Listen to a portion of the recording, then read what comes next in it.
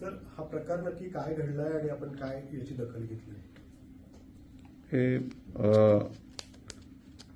6 तारखेला कामशेत पोलीस स्टेशनच्या हद्दीमध्ये तेजे हा गावाचे आजूबाजूला एक फॅमिली जे आहे ते संभाजीनगर वरून इकडे पुणे परिसरात आली होती आणि त्या रस्त्यावर जात असताना त्यांना काही इस्माने थांबलात. एक जायलो गाडीमध्ये होते 6 जण आणि त्यांनी सांगितलं की आम्ही पोलीस आहात आणि पोलीस आहात आणि तुमच्या गाडीमध्ये कुठल्या प्रकारचे नार्कोटिक्स किंवा इतर प्रकारचे जे साहित्य आहे ते असण्याची शक्यता आहे, म्हणून त्यांनी त्याची चेकिंग केली.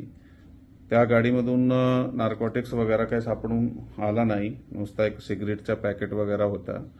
आणि मग त्या 6 जणांनी त्या जे कुटुंबाचे सदस्य होते त्याच्याकडून FIR प्रमाणे पैशाची मागणी केली आणि पैशाची मागणी केल्यानंतर त्याचे बरोबर त्याची गाडीत काही 1-2 लोक बसले ह्या मंडळीचे आणि त्यांच्याबरोबर पुढे पिंपरी चिंचवड पोलीस कमिशनरेटच्या हद्दीपर्यंत गेले आणि तळेगाव साईडला तिथे एक ATM वगैरेमधून पैसे काढून देण्याचा असा काही त्यांचा ठरला होता.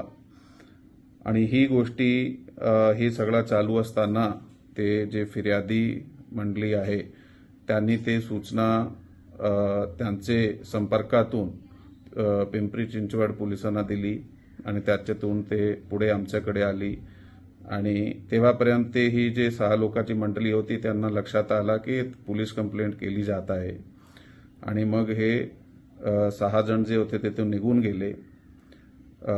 त्याच्यानंतर हे जे फिर्यादी कामशेत पोलीस स्टेशनला आले. त्या ठिकाणी FIR क्रमांक 152/2026 याप्रमाणे 127(2) BNS, 308(2) BNS, 352, 351, 1-2, 351, 3 आणि 3-5 BNS प्रमाणे गुन्हा दाखल करण्यात आला आहे.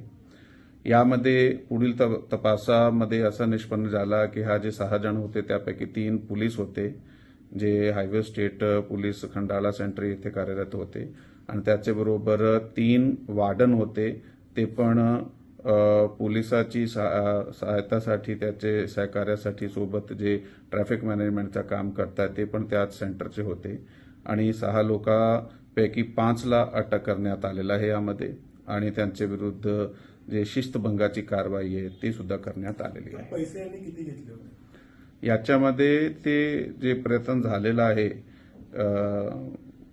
म्हणजे असा झालेला होता की जे त्याची मागणी आहे FIR प्रमाणे ते मागणीपैकी काही पैसे त्याच्याकडे त्यावेळी नसतात, दुसऱ्या ठिकाणून फिर्यादीने त्याच्या अकाउंटमध्ये मागून घेतले होते त्याच्या भावाकडून आणि ते पुढे ATM मधून काढून द्यायचे असा ठरलेला होता त्यांचा. किती अमाऊंट काय ठरली? ते काही त्यावेळी तर 20 ते 50 हजार असे काही एक अमाऊंटची ट्रान्झॅक्शन फिर्यादी आणि फिर्यादीच्या नातेवाईकामध्ये झालेली होती, परंतु यापुढे ह्या घटनेला अंजाम आला नाही कारण त्यांनी पोलिसाला संपर्क केला होता.